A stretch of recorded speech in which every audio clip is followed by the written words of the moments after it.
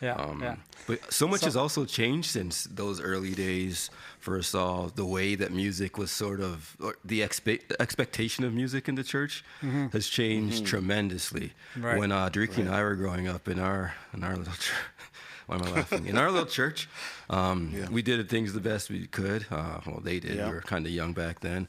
But just as far as the music, the integrity, the authenticity of it, in the sense of staying true to what the music was written and produced as versus not authenticity as far as where it comes from. But just being able to produce and sort of imitate music the way that it was recorded has changed so much. And just trying to, and jumping back to multitracks.com, that's a huge thing there. And you mentioned like Ableton, whatever it is that you use as sort of like your playback system, but just having the access to the tracks and almost being able to fill out the parts that are needed and still fill in the parts that you don't have access to.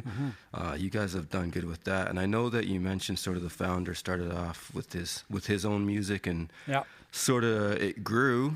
Sounds good, and it sounds amazing. It is, but it doesn't sound like it would have been that easy to do. So can you tell us, I know it was before you started, sort of the transition from our own tracks to now you're with labels? Like there has to be there's a big gap. There's a lot of ground and proof of concept to cover there. Do you know much about that?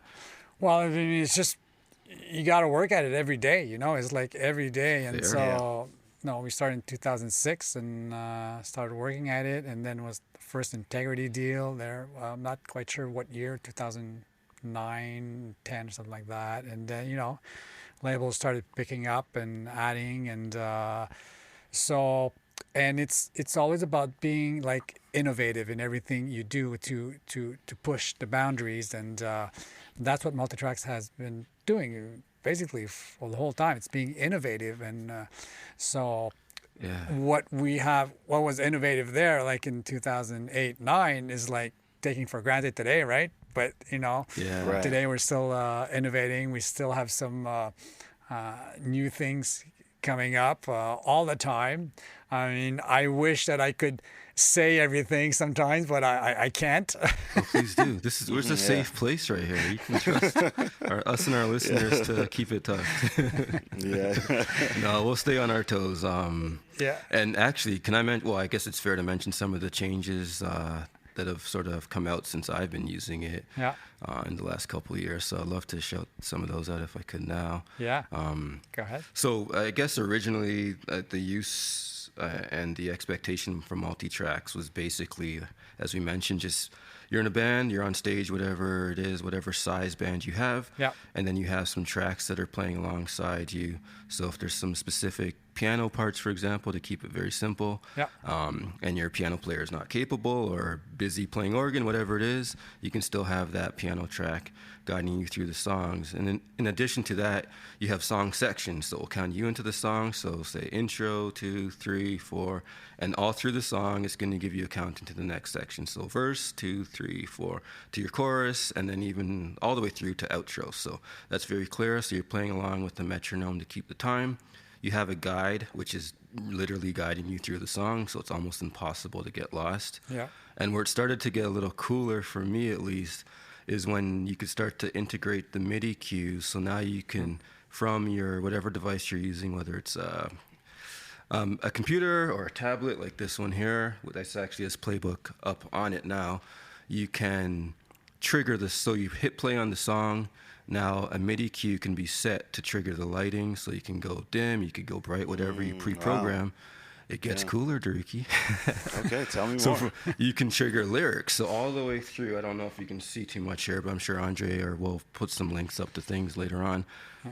You can trigger lyrics. So all the way through the song, it's triggering slides that are on another computer hosting ProPresenter, which is kind of like PowerPoint from back in the day if you stopped at technology there.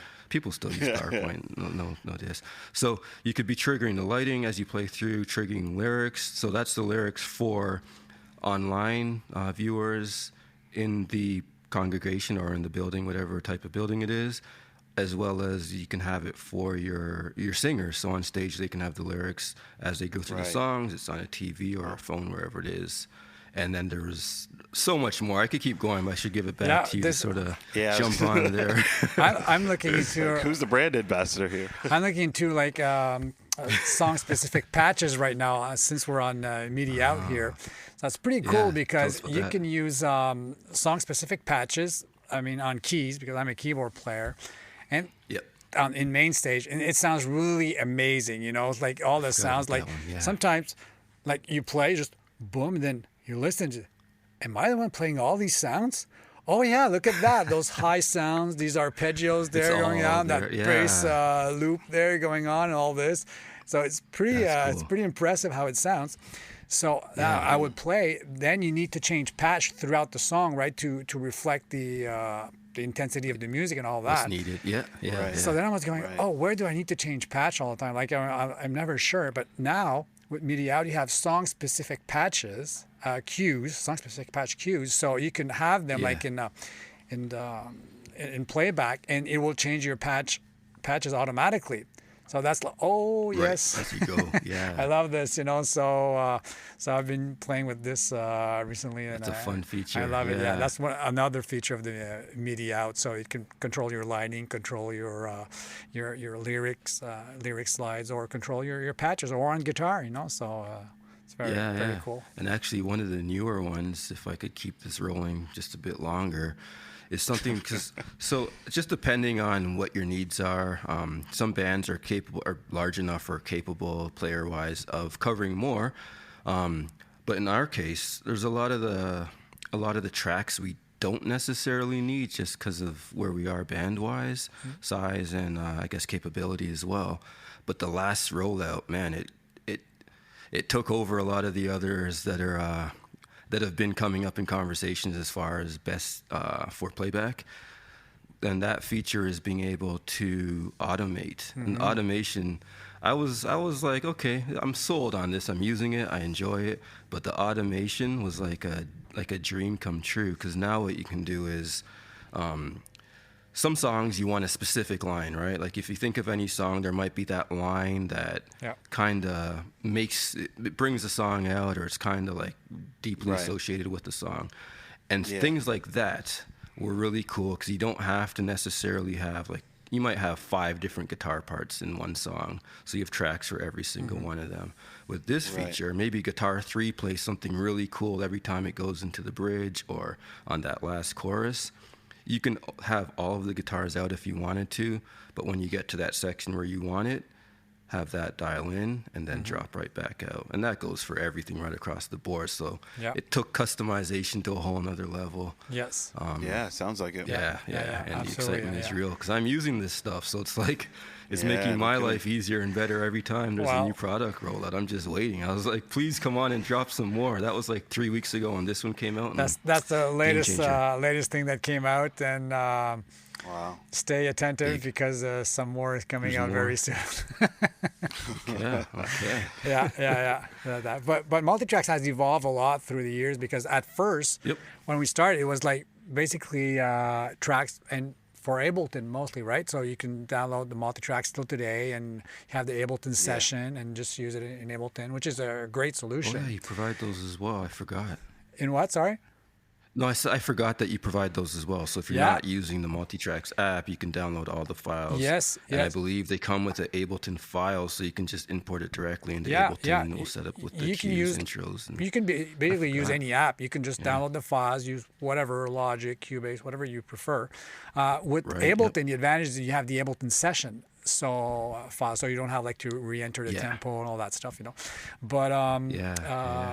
But so that was, people were using on Ableton, and throughout the years, we launched Playback. Playback is our multi-track app to play tracks. So it was only on iOS, and at first, and more simple. You know, it was the goal was to make it available to more people. So Ableton sometimes a little can be complicated so that made it playing tracks available to everyone basically. So simple. But now Playback has evolved through the years, features and features and features, and then people are looking at it.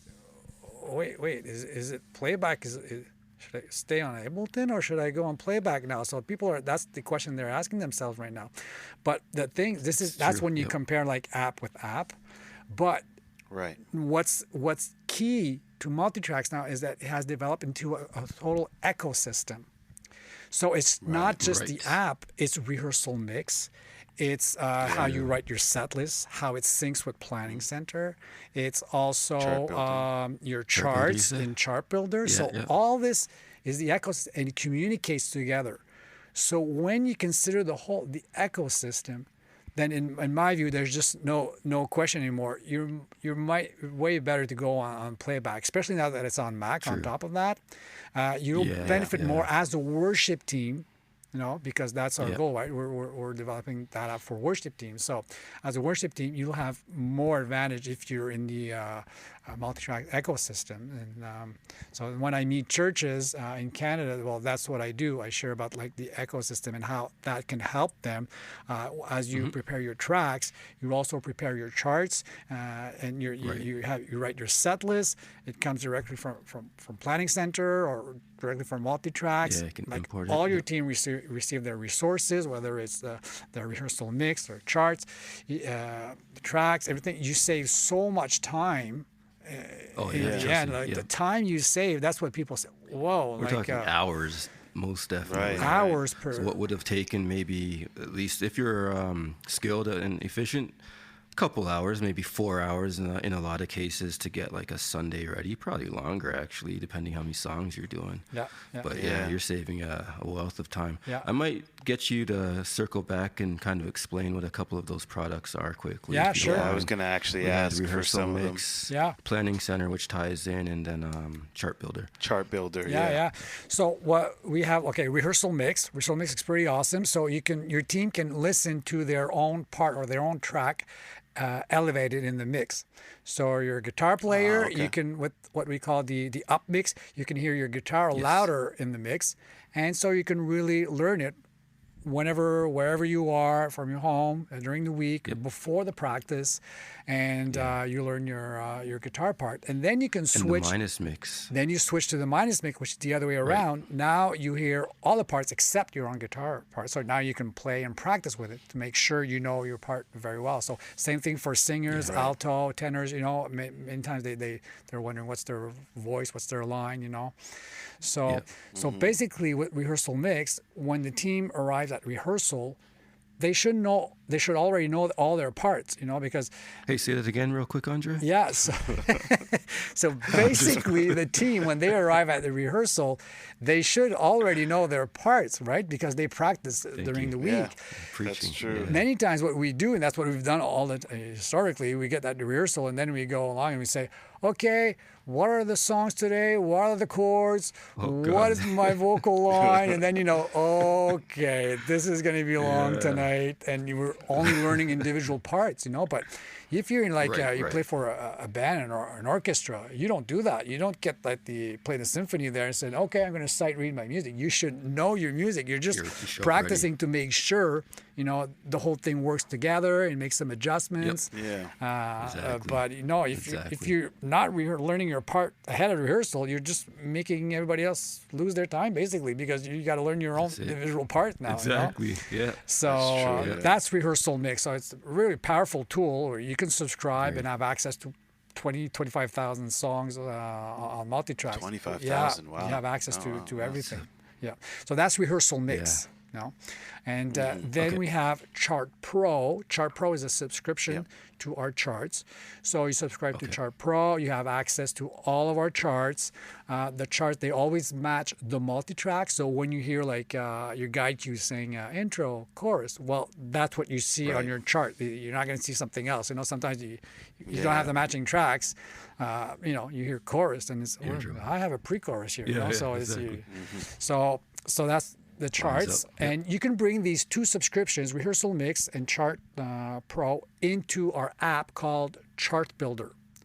So Chart Builder is our app for iOS and Android. So no matter what device your team has, I'm pretty sure everybody has one of those two devices in your worship team. So you can bring both subscriptions in there and have access to all the charts, all of the rehearsal mixes, and it has more advantages. So the best way to use Rehearsal Mix and Chart Pro is in Chart Builder. You receive your set list there from Planning Center or from Multitracks, and you have all your music there, the right key aligned with the up mix, the minus mix, your chart, and all of this Chart Builder syncs with playback or app playback. So as the MD, you decide, I'm gonna change the order of songs here, the chorus, the verses. I'm gonna start with 3 choruses, whatever. So that will be reflected in Chart Builder. So the whole team, they're gonna see their chart rearranged with 3 choruses at first, and then Rehearsal Mix with 3 choruses also. So they'll be able to practice, knowing what's coming up, having the right arrangement. So, and not only can you do that, like prepare your arrangement and playback ahead of time, but you can also what we call playback sync. You can sync it while live. Your chart is going to flow and adjust to whatever is happening in playback. So the MD decides to jump to the last chorus or come back to the beginning, and the whole team is going to see their chart just adjust live to what's playing in playback. Show a demo of that. It's a really cool feature. That is impressive. Yeah, you can't get lost this way. You should know where you are. No excuses. Yeah, sometimes maybe this is like too easy. There's no guessing. It really is. It really is. So, and also on top of like having the chords, you have the lyrics, and then also there's that thing you have called MD cues. So it's basically telling you what the dynamic, even sometimes what instrument should be in or dropping down. So it might have a note that says like drums out or all in. Right. Stuff like that. So it really is foolproof, and that's right across the stage. Everybody can be just looking at their charts and following through. Exactly. Very cool. Exactly. Yeah, I wish to. That's nuts. To tell every church in Canada, hey, there's a better way. There is a better way. Exactly. There's a less time. It's all done for you. Yeah. You mentioned 25,000 songs. Yeah. I didn't realize I guess it makes sense. I didn't realize approximately. It was such a high I number. didn't check last time, but But it's in that range. Yeah. Wow. Yeah. That's crazy. So, I had a question just about it seems like you guys have really taken the time to break down worship and every need of an MD or any audio engineer at a church.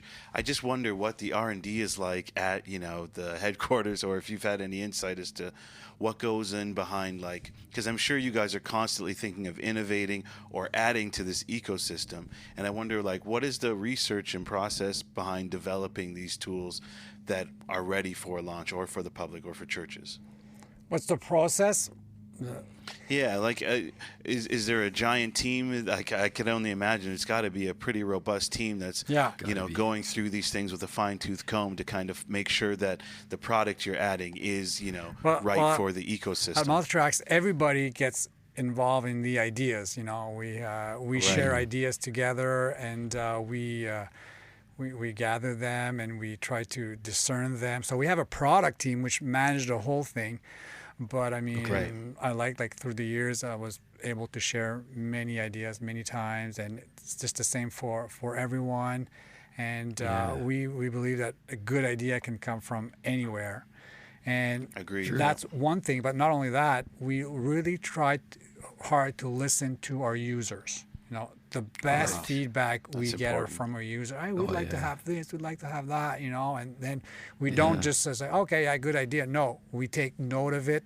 We put it there, and we write it down, and we put it on our board of ideas, and we make sure to follow up with that. So many times our users who bring the best ideas too. And I guess it sounds like at least some of your team are users themselves, right? So that definitely helps. Oh yeah, for sure. But you can tell the difference between a product that was developed for an end user and kind of stays static or doesn't really move with changes required to keep up with the evolution of wherever it is, in this case music. But this product, like I've mentioned before, definitely has done that. So makes sense, I guess, just being a combination of taking in user input and being users yourself in a lot of cases. Yeah. Definitely helps. Yeah. Definitely helps. Yeah. That's For sure. really cool. Yeah. As a beginner or someone that's never used the product, what would you maybe suggest as like a good introduction into using multitracks? Well, the truth is a lot of churches don't even have in-ears, right? They don't have an in-ear monitoring system. True. So that's true, one thing. You need to start having an in-ear monitoring system. And there are many reasons for that. First, we know that when you remove all the wedges on stage, your sound automatically gets better in the room, right? Because you have all that sound competing. Exactly. With the poor engineer there in the room trying to make a sound, and he's competing with all the musicians there. So, so that's one thing. And two, well, then once you have in-ears, you can start playing with the click. That's what I tell worship teams. That sometimes they're not sure. "Ooh, can we do this?" I'll say just start playing with the click. Play with the click with your whole band, because once your whole band has the click in their ears, it gets a lot easier. Because if you only have like one musician, the drummer, trying to carry the band, the whole band will pull, push, and Pull, right. So it's difficult. But when the whole team has the click, it's way easier. So even if your musicians are not like pros, well, they can probably do it very well if the whole team has the click there.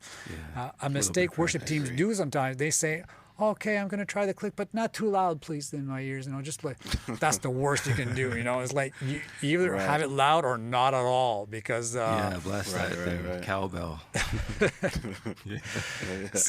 More cowbell. So that's what I think worship teams can do to start. That's what we call for our live tools, right? And then you can start adding tracks, and that's our live tool. But we also have all our rehearsal tools that we talked about earlier, where you have a rehearsal mix, and you have your charts and chart builder. Well, that you can start anytime. You can subscribe today, and even if you don't have in your monitoring system, and it's a huge plus for your team, So, definitely, that's true. Yeah. It's a good starting place. You're right. That makes sense. Yeah. Absolutely. That makes sense. There's another thing I noticed, actually. There was a time, just because, at our church, we have 2 campuses, and they're pretty much running the same service both every Sunday. So everything kind of has to be aligned. So even if we don't necessarily need a chart for maybe some musicians or one band, at the other we probably do. And one of the things that I came across more recently was it was a new song that was introduced. I think the album came out in February, and we were doing the song like a week later. So there wasn't much available, but I had emailed, it would have been probably 3 weeks, I should say. I had emailed just requesting a chart, again, to save time, because I didn't really want to have to do it if I didn't need to. And it was at the point where I'm like, I'm probably going to have to do the chart because it's a brand new song. But I requested it from multitracks.com. I got an email. It must have been like a week and a half later saying your chart's available. And I was like, holy smokes. No kidding. You can request incredible. your chart. You go on the website there, and it says request chart, or in Chart Builder, request a chart there. And the guys they're going to put it on their list, and they're so quick. Usually you request it, cool, and it shows up eventually, you would think, but not these guys. We have an active team, and they write their charts, and Clearly,